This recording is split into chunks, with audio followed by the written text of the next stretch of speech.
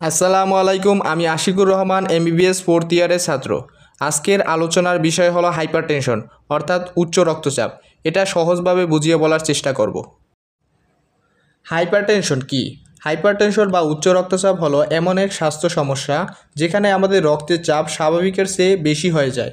এই সমস্যা অনেক সময় নীরব ঘাতক হিসাবে কাজ করে। নিয়ন্ত্রণ না করলে এটি হার্ট অ্যাটাক, স্ট্রোক, এমনকি কিডনি বিকলের কারণ হতে পারে। রক্তচাপ কিভাবে মাপা হয়?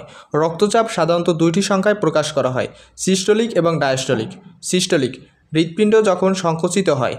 Normal systolic pressure 120 millimetre of mercury. Diastolic: হৃৎপিণ্ড যখন শিথিল হয়। Normal diastolic pressure 80 millimetre of mercury. উদাহরণস্বরূপ 120/80। যখন এই রক্তচাপ 140/90 বা তার বেশি হয় তখন তাকে হাইপারটেনশন বলা হয়।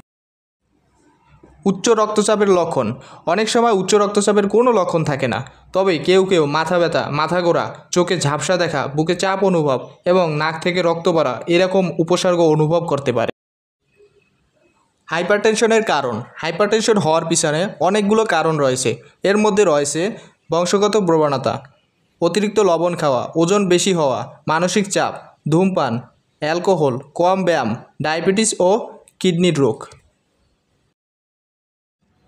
হাইপারটেনশন নিয়ন্ত্রণে সবচেয়ে গুরুত্বপূর্ণ হলো জীবনযাত্রায় পরিবর্তন, যেমন লবণ কম খাওয়া, ওজন কমানো, প্রতিদিন ব্যায়াম করা, ধূমপান ত্যাগ করা, মানসিক চাপ কমানো এবং পর্যাপ্ত ঘুম নিশ্চিত করা। ঔষধ: ডাক্তারের পরামর্শ অনুযায়ী কিছু ঔষধ খাওয়া লাগতে পারে, যেমন অ্যামলোডিপিন, অ্যাটিনোলল, লোসার্টান, টেলমিসার্টান। কিন্তু মনে রাখতে হবে নিজের ইচ্ছেমতো ঔষধ খাওয়া বিপজ্জনক হতে পারে।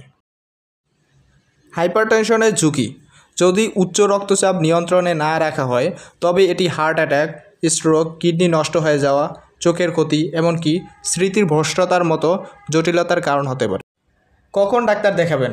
প্রেশার বারবার 140/90-এর বেশি হচ্ছে, মাথা ঘোরা, বুক ধড়ফড়, দুর্বলতা, ডায়াবেটিস বা কিডনি রোগ আছে, সেক্ষেত্রে আপনাকে অবশ্যই ডাক্তারের শরণাপন্ন হতে হবে। এই ছিল আজকের আলোচনা। ভিডিও ভালো লাগলে অবশ্যই লাইক, শেয়ার এবং কমেন্ট করুন।